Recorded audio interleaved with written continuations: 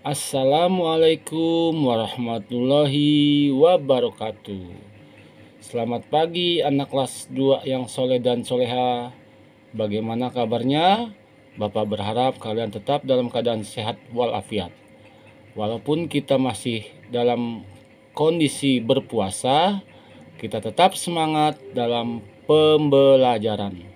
Dan Bapak doakan semoga yang belajar puasa hari ini kuat sampai azan nanti. Ya, sebelum kita lanjutkan pembelajaran, mari kita ucapkan kata basmalah. Bismillahirrahmanirrahim. Semoga pembelajaran kali ini kita diberikan kemudahan. Nah, setelah hari-hari yang lalu kita belajar penjumlahan, pengurangan, perkalian. Nah, di hari keempat ini kita belajar konsep pembagian. Ya, sebenarnya ini adalah pengulangan, ya, pengulangan yang pernah kita pelajari di kelas, yaitu konsep pembagian. Kenapa Bapak ulang-ulang kembali? Supaya kalian tidak lupa. Yang sudah bisa menjadi lebih bisa, ya, yang lupa menjadi ingat kembali. Nah, kita tahu pembagian adalah pengurangan yang berulang. Ya, kalau perkalian adalah penjumlahan yang berulang. Nah, sedangkan pembagian adalah pengurangan yang berulang. Nah, di sini Bapak sudah buat contoh. Di sini ada 10 dibagi 2. Nah, bagaimana konsep cara pengulangannya? Ya, kita tulis dahulu 10, kemudian dikurang oleh angka berapa? Angka 2. Jika ketemu sampai dengan angka 0, berarti sudah tidak usah kita kurangkan lagi. Seperti contoh ini, 10 dikurang 2 sama dengan 8. 8 bisa nggak dikurang 6? Dikurang 2? Tentu bisa ya, yaitu hasilnya 6. Nah, 6 dikurang 2 sama dengan 4. 4 dikurang 2 sama dengan 2. Nah, 2 dikurang 2 sama dengan 0. Seperti yang Bapak katakan tadi, kalau sudah sampai angka 0, berarti kita sudahi pengurangannya. Nah, hasil dari 10 dibagi 2 dengan konsep pengurangan adalah hasilnya 5. Dari mana kita tahu?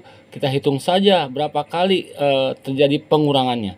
1, 2, 3, 4, 5. Berarti ada 5 kali pengurangannya. Berarti hasilnya adalah 5. Nah, itu konsep sederhana dari pembagian.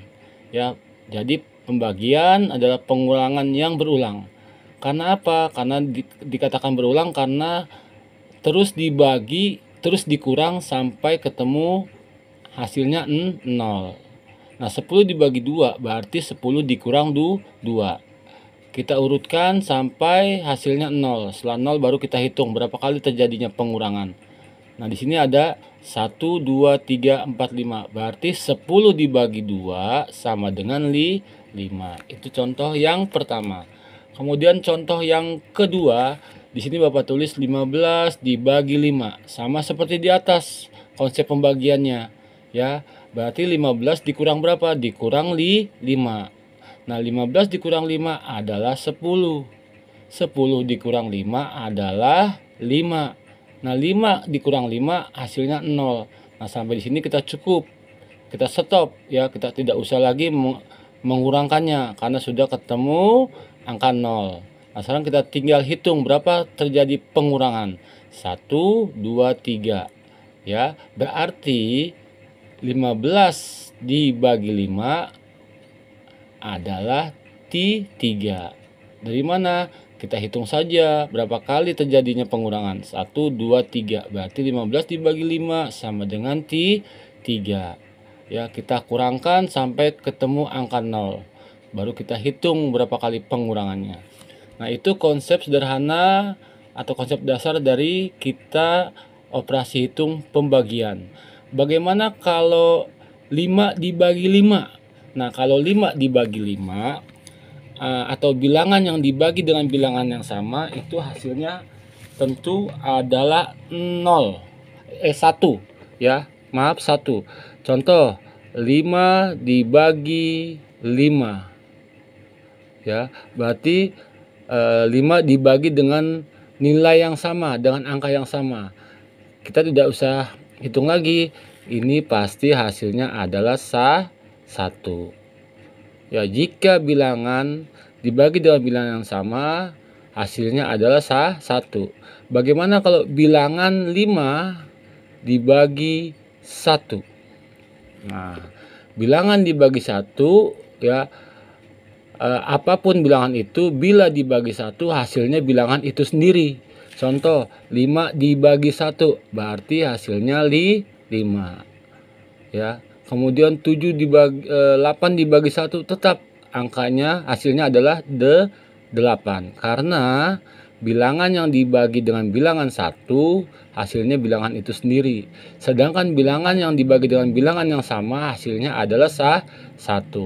Itu konsep dasar dari pembagian.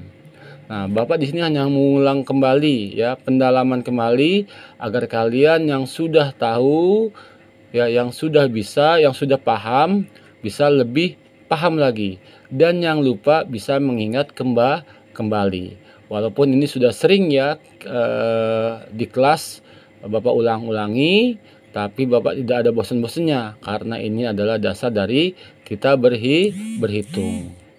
Baik, setelah ini Bapak akan memberikan latihannya kepada kalian. Sama seperti kemarin ya, Bapak akan membuat konsepnya dalam soal cerita. Ya, karena apa? Dalam soal cerita itu kita dituntut untuk memahami dan mengerti pertanyaannya. Nah, di situ kita belajar apa pertanyaannya dari soal cerita yang kita baca. Ya, itu saja yang Bapak sampaikan. Lebih kurangnya Bapak mohon maaf. Bila ada yang ditanyakan silakan ditanyakan. Ya, insya Allah pasti Bapak jawab. Akhirul kalam, Bapak ucapkan Assalamualaikum warahmatullahi wabarakatuh. Selamat menyimak dan selamat belajar. Terima kasih.